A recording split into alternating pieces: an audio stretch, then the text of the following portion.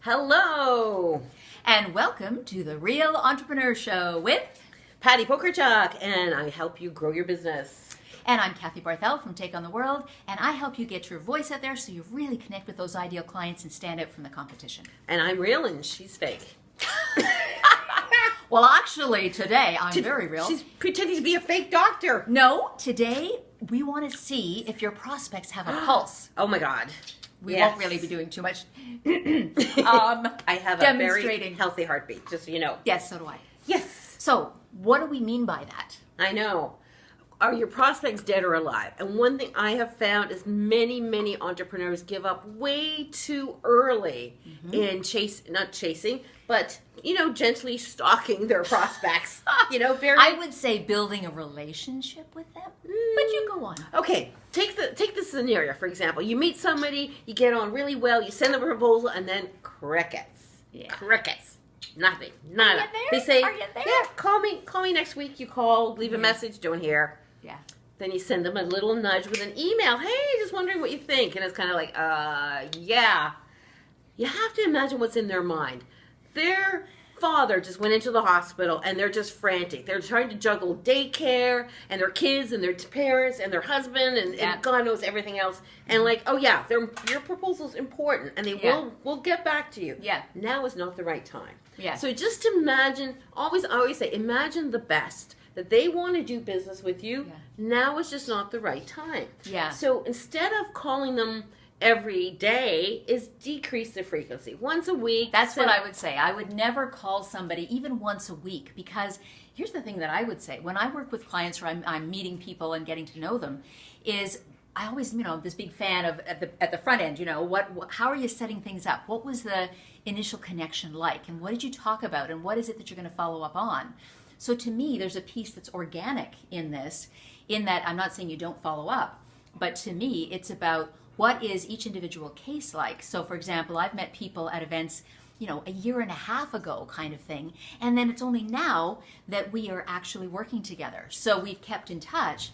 But I would have felt very strange if I had met this person at the thing, followed up with my handout or whatever it was after the event, and then called them every week and a half I knew or emailed them. Yeah. No. I'm talking specifically when you're at the proposal stage. You've given them a proposal, and that's when I'm saying, you always want to say top of mind with your client. Yeah. That's why you have a newsletter or they follow you on social media. You connect on LinkedIn. Yeah. That's really important. They share your thing, but I'm talking specifically, it's that you've sent them a proposal and then you hear nothing and you assume, oh my God, I'm just not good enough. Isn't that interesting? Because when I send proposals, I know that it's gonna, when I send a proposal, we're very close to, it's like, yes, I love it, we've had the conversations, and then the proposal comes and I get that back usually the same day.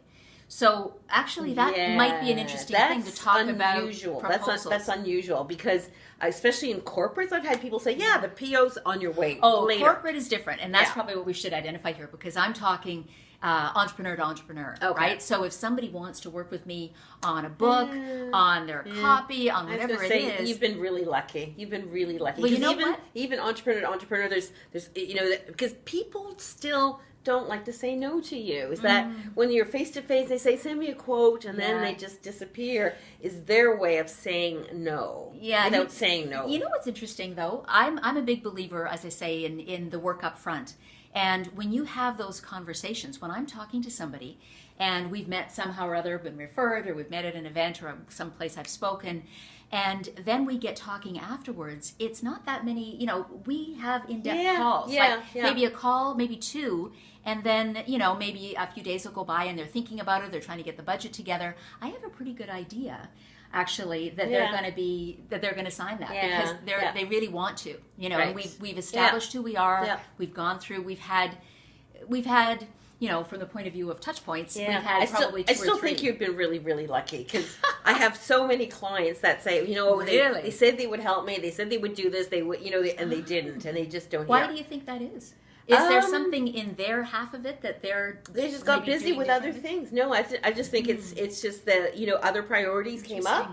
And if you're so busy that you haven't got time to go to the washroom, is that the last thing is to say, I really like you, I'm going to do business, but I don't have the time. You don't even have the time to be polite these days. Wow. So what would you say to them?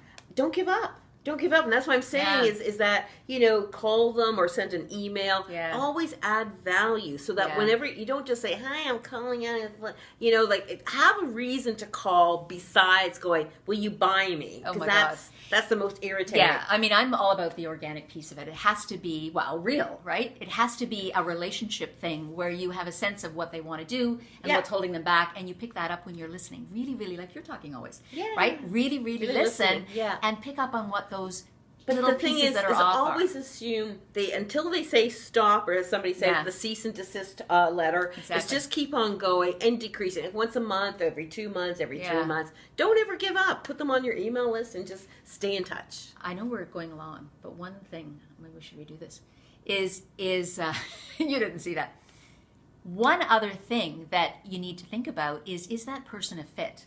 Because you don't want to be doing the square peg in the round hole. There might be a reason that they're not getting back to you, and it's nothing about how great you've been in the discussions and how much they might want to do it, but it's really, really important to listen to your gut, because sometimes it's just not a fit. That's right. And you guys are both great people. That's right. And they just don't want to say no to you because you're such a great person. Exactly. I have no problem. No. Now it's time to shut up. Well, I tried there in the middle. Anyway, we're over. Food for thought. Talk to you soon. Next time. Ciao. Bye.